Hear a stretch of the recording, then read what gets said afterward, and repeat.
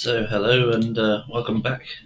You should now be able to see me in, well, I got my line fixed. So you should now be able to see me in the clarifying vision of 20 frames a second, 1080p.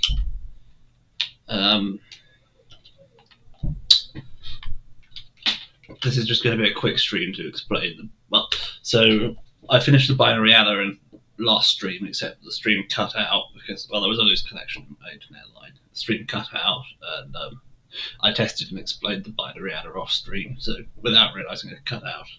So today is going to be basically me going over the finished design. Well, finished, loosely speaking. The first thing I need to do is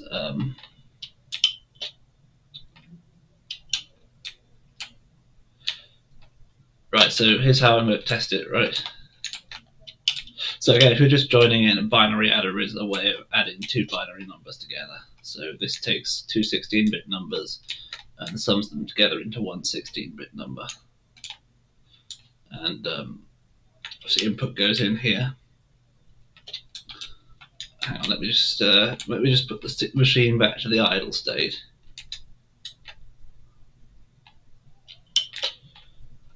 Of course, I tied it into the main system or whatever because I wasn't expecting to have to test it again.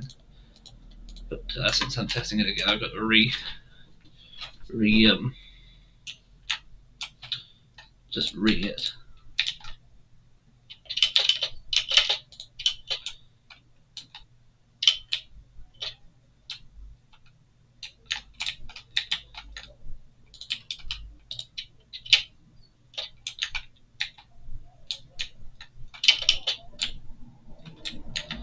So all levels are off in there, which means I can now, well, when this is working, being powered by the CPU, this would all be done simultaneously. Obviously, when I'm testing it, I'm doing it in steps, but well, it'd be done partially simultaneously. Obviously, it still has to be done in essentially it'd be done in three. It would be done in 2 steps rather than 3. I think is what that would be, but basically the timing would allow for the things to switch itself on whilst it was loading into memory instead of me having to dial that in and then come over here and do this. So doing that writes a 1 to every one of these bits in the so this is temporary storage, right?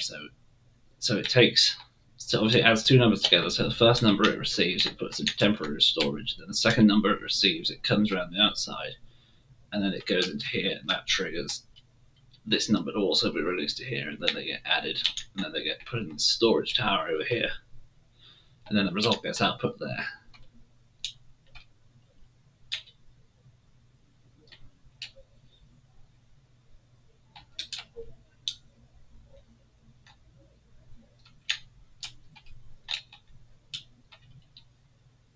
My gut is telling me that that is supposed to be.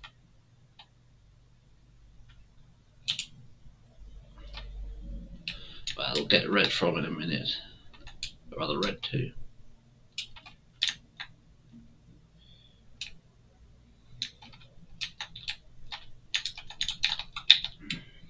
So now I switch this off, and then I toggle it back on, and that puts that into the state of reading, and now it is summing.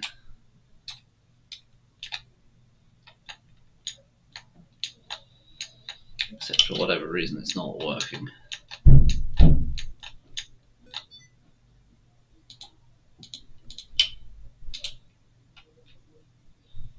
So what it's getting is input over here.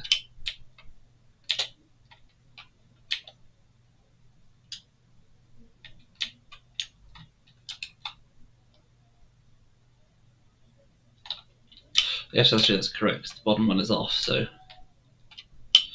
essentially 16 ones plus 16 ones should be 15 ones plus an overflow 1.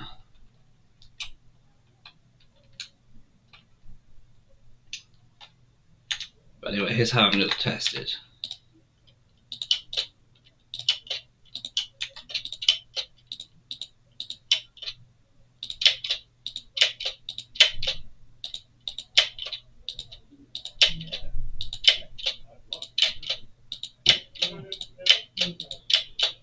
Basically, the aim is to make sure that each half adder in there works correctly and passes its digit up correctly. So 1 plus 1 basically should equal naught, because it should send the digit up 1 basically. So if I switch this on, right, it should turn that clock over there off basically. Now if I switch that off, it should turn back on, because it's adding this number along here with this number here basically.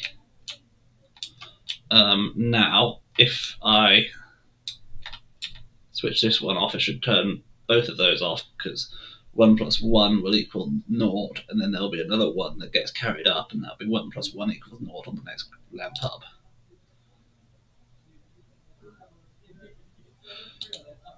See, it's just verifying that they're all working.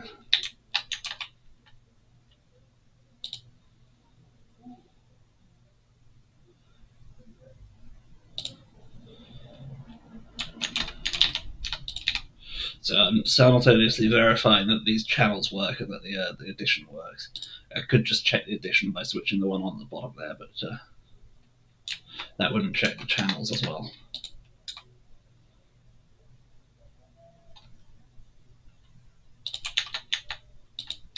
See how it's kind of slow for the overflow bits to propagate up that stack there. It's like, see how it turns off, and then it just slowly propagates up.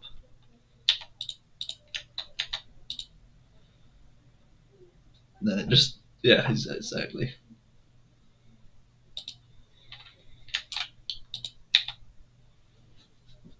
Like, it's very fast to do the bottom one, but then like the addition going round is surprisingly quick, but then the overflow bits are very slow, annoyingly.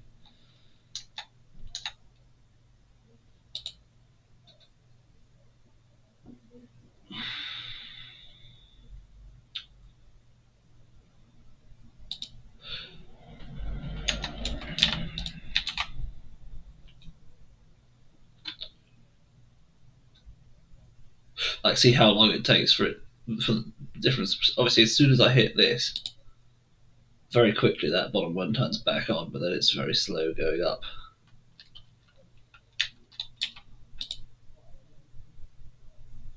Well, maybe it's not very quickly, maybe it's like a second, but sort of get the point.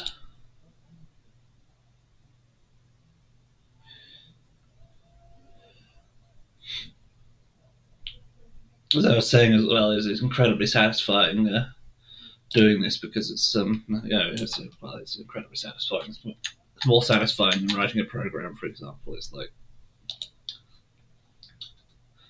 doing actual topology to make calculations is very, very fun. Then I am a visual thinker, so I'm a spatial thinker. I think in like symmetry or whatever. So like topology, I prefer physical structures to abstract logic chains. Although I'm fine with abstract logic chains, I just prefer physical structures. So to me, this is incredibly satisfying. Like,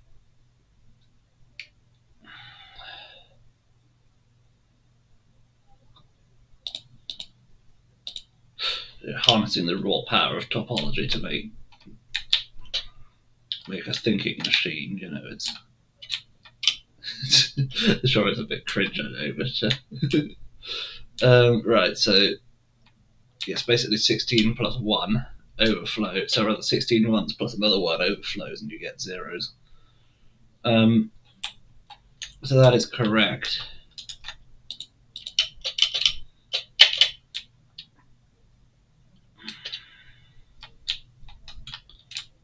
So that's the testing. Now, obviously, there is under here there is a redundant overflow bit, and I've been thinking about how I'm going to do binary subtraction. And I do wonder if I can use this redundant overflow bit as for 2's complement subtraction.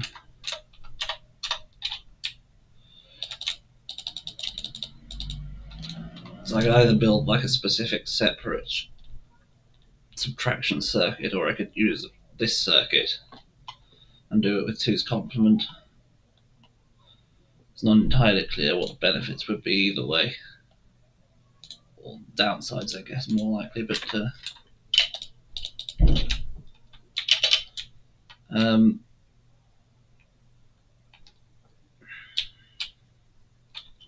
so yes, now the question is, so obviously yes, I also added off stream. What I added off stream was the memory controller here.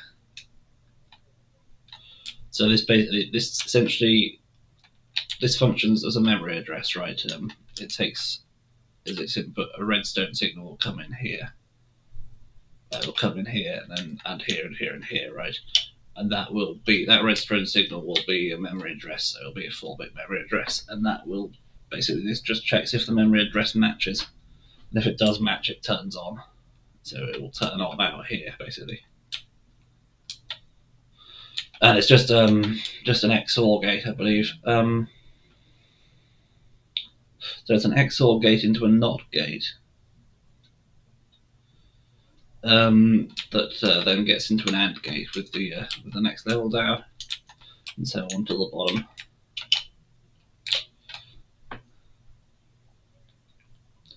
So that's really simple. And this is the write signal. So when this switches on, it tells the boxes here to write to the system. And it's kind of actually irrelevant. Now the read switch, just because of this thing here makes it redundant basically.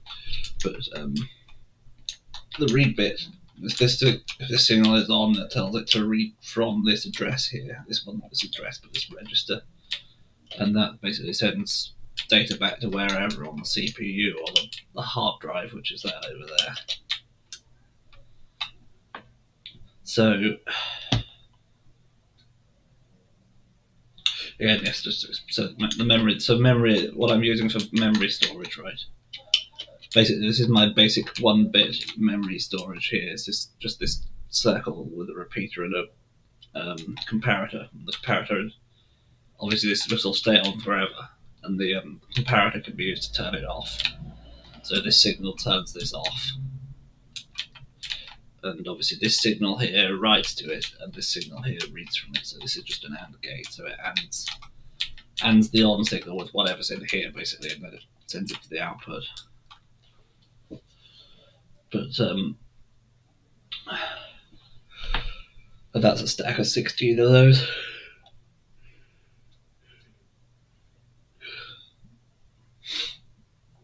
But yeah, so the question now is, so obviously, right, so this over here, well, what you can see there is a tiny corner of the memory, basically. So the question is, do I continue building individual logic processes for the CPU in separate bits like that, then copy paste them all together at the end, or do I start building? So essentially what I'll need eventually is I will need like a landing area. So there'll be like a control circuit that will iteratively read instructions from the designated instruction addresses on the hard disk, right? And it will read them into it will essentially convert them from this address space to the CPU address space. So it'll take some address out of there, it'll load it into its own internal register, then it will look to see what the operator code is, and then it will send it off to whatever the internal address on the CPU is that corresponds to the operator code. So I will need to build that somewhere around here, basically, because this is the end of the bus, basically. It's the end of the line. The question is, do I build that next, or do I build something like the binary? Well, if I do 2's complement, what I'll need is a 1's complement circuit for that as well.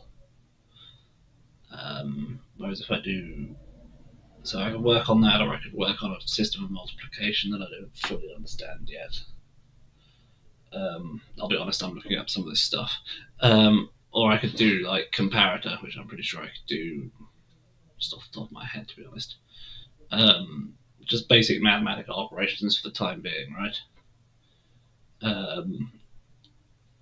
get those done, and then copy paste them together. I mean, because it's only a 4-bit instruction set, there's obviously only going to be 16 units, which is not a lot.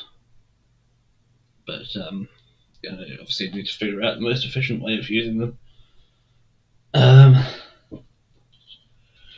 I'll need to think about things like whether I want floating point numbers. Oh, excuse me. Like floating point. Do I want floating point? Do I want signed integers? Things like that.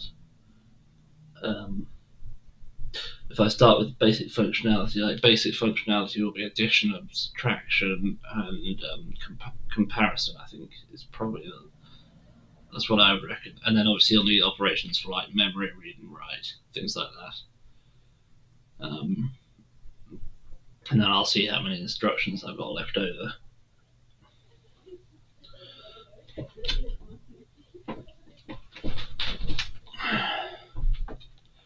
But I'm thinking it might make more sense just to start with the. Well, to be fair, it's probably fine either way as a design philosophy, isn't it? It's like either I do the bit here, and that'll give me a better idea of the layout, or I do all of the stuff out separately, and then I can put it all together at my leisure. That's the dilemma I'm going to think about, probably off stream. Whilst I'm here, since this is like the first good quality stream I'm doing on YouTube, I should also explain what I've done over here. So this is basically, this is this here, this stack you can see in the middle, this green tower, that's one memory address, and it stores 16 bits. And it's the same bit storage system as over there. What it does is it takes, so it gets input on this side, right? So this is write signals coming from the GPU. Data to be written gets sent along here, and then like the black line here is the write line, and then the white line is the read line. Yes, that's correct. And then obviously it sends data CPU would goes out the left side here and back along here. Now, obviously, because Minecraft default Minecraft redstone is obviously very slow. So what I've done is I've used these insta wires. So in all the main buses, I've used insta wires. Now, what these things here are, if you're not familiar with Minecraft, these are essentially one of these things. This is the standard Minecraft repeater, right? So a redstone signal will decay from 100% strength to 0% strength over this distance, and then you have to use a repeater to re-up the signal strength, right? But the problem is that the repeater has a hard-coded lag of 0.1 seconds. So basically you have to use glitches to get around that, and that's what this is. This is essentially a zero tick repeater. It will repeat the signal to all intents and purposes instantly, with a slight, like, you'd think it'd be incredibly laggy, but it's actually only moderately laggy. Like, it can, most of these buses can be fully activated, and it will only lag very slightly. So that's basically a good thing, obviously. Also, so there's essentially 16. So there are 16 of these towers going back that way, right? So that's a 4-bit address along this.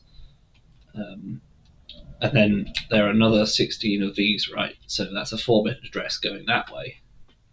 So essentially this whole lane here has a 4-bit address associated with it. And then each tower inside of this lane has a 4-bit address associated with it. And then this cluster of lanes is 16 lanes long, right? And that also has a 4-bit address associated with it over here. And there, in theory, you could have 16 of these going, but I've only got 3 of these big clusters, just because I didn't want to push the lag too hard. To be honest, like this bus here gets quite laggy.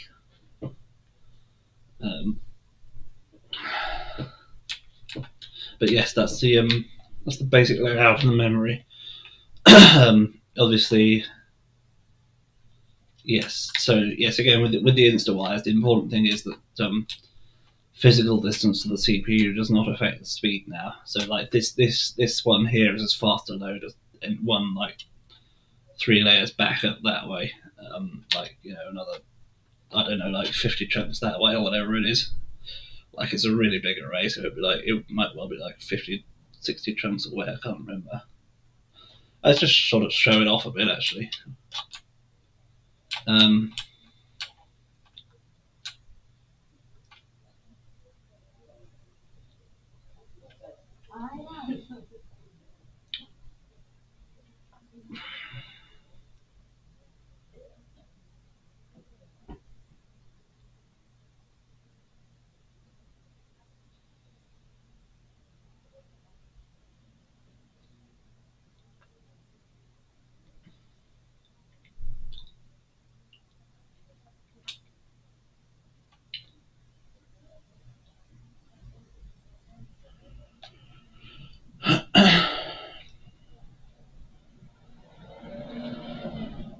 Now, some of you may have realised that this is going to cause an issue with chunk loading.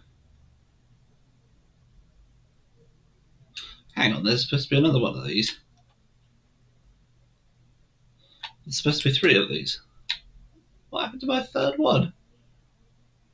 I've been robbed.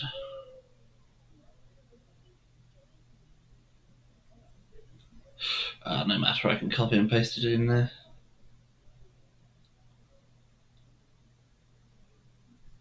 It doesn't matter, I can just arbitrarily copy and paste them on there anyway, but I could have sworn there was supposed to be 3 of them.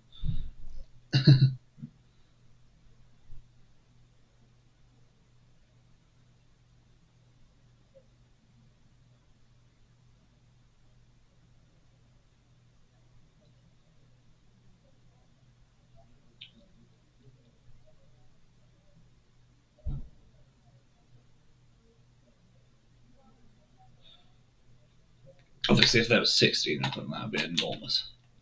Now, there are 16 of these going this way.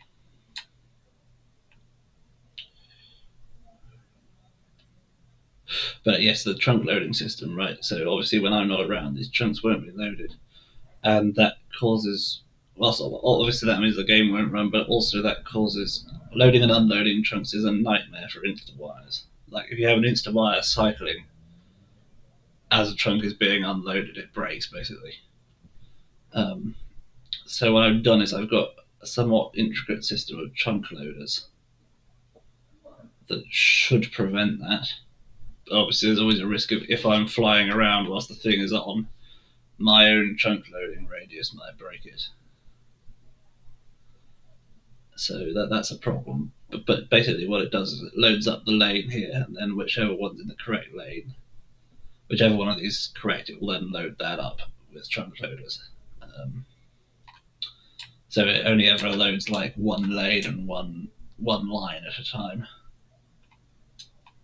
And where the problem arises is that these are not exactly one chunk apart. So like loading in one chunk can coincide with deloading in another chunk, which leads to a broken insta-wire, amongst other possible failure modes.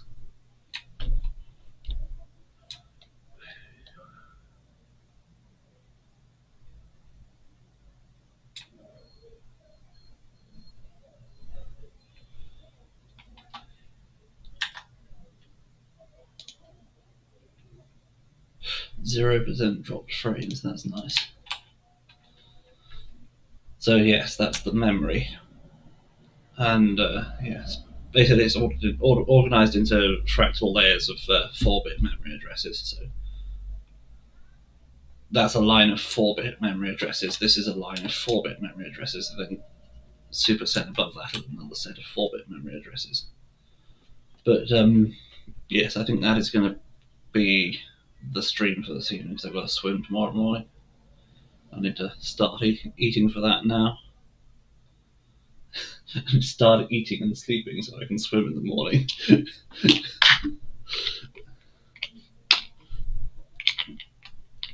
And also, right, the next step is obviously the complicated step of deciding whether to focus on like the CPU control chip, we'll call it, or like more CPU logic.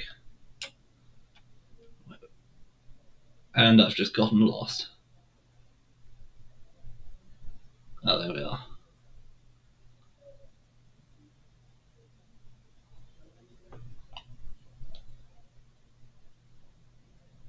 I need to put landmarks out here so I don't ever get. Well, I mean, obviously just use the coordinates, but it's a bit lame, isn't it? Just put some landmarks out here so I can't get lost.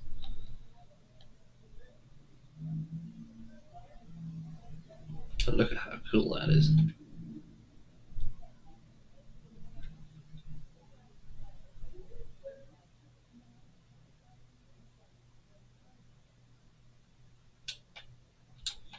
Look how neat the final result of the binary adder is.